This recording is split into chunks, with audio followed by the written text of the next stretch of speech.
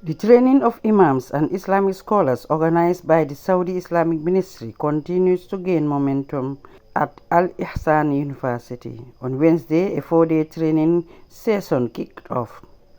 This marks the third training this year and the fourth of its kind being rolled out through the corporation, organizers explained. المملكة العربية السعودية فلا ننسى أن نشكر حكومة غامبيا وعلى رأسها الرئيس فخامة الرئيس آدم بارو حفظه الله ورعاه ومتعه بالصحة والعافية. كما نشكر جميع أعضاء الحكومة على تسهيلهم لهذه البرامج الدينية في هذه الدولة.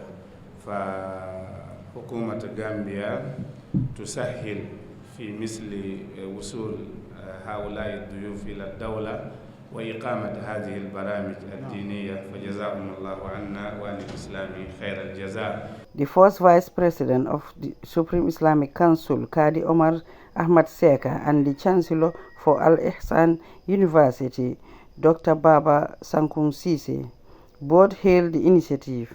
They explained that it is not only a refresher, but will also help participants learn new things as they share ideas to improve efficiency in spreading the word of Allah. They also commended the government for the enabling environment, as well as the Saudi government and its embassy in Dakar for the continuous support.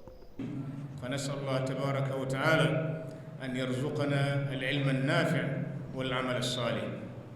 ونحن بهذه المناسبة لا يسعنا إلا أن نتقدم بالشكر الجزيل بعد أن شكرنا الله عز وجل وأثنينا عليه بما هو أهله، أن نشكر جزيل الشكر خادم الحرمين الشريفين الملك سلمان بن عبد العزيز آل سعود متعه الله بالصحة والعافية، وسمو ولي عهده الأمين الأمير محمد بن سلمان بن عبد العزيز وفقه الله وسدده في قوله وعمله على قيامهم بهذه الأعمال الجليلة التي يقدمونها هدية للأمة الإسلامية.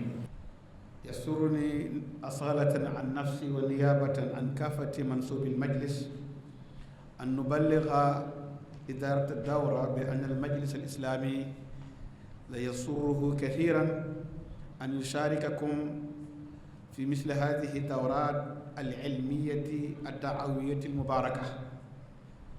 ويعتبر هذه الدورة هي الدورة الثالثة للأئمة والخطباء والدعاة في هذا البلد المبارك في هذا العام. Sayyid Saud Al-Anazi from Saudi Arabia expressed his appreciation for being associated with this important training. He stated that he is committed to sharing the knowledge with the participants, highlighting the importance of understanding the sunnahs of the Prophet, peace be upon him, in relation to the words in the Holy Quran. أما السنة بمعناها العام فهي طريقة وهدي النبي صلى الله عليه وسلم، وذلك يشمل الواجب والمسنون والمستحب من الاعتقادات والأعمال والأقوال. وقد كان السلف رحمهم الله تعالى يطلقون السنة على ما يشمل هذا كله، فيطلقون على الاعتقادات وعلى الأعمال وعلى الأقوال يطلقون عليها السنة بمعنى هدي النبي عليه الصلاة والسلام وطريقة النبي صلى الله عليه وسلم. والمقصود بالسنة هنا العقيدة. المقصود بقول هنا بهذه تسمية الكتاب أصول السنة أي العقيدة، أصول عقيدة أهل السنة والجماعة. وهذا من الإطلاقات على السنة أنها تعني الاعتقاد، كما أن الشريعة تطلق على المعنى العام الشريعة بشمولها، وتطلق أيضا على المعتقد والعقيدة. ولهذا الإمام الآجري سمى كتابه ماذا؟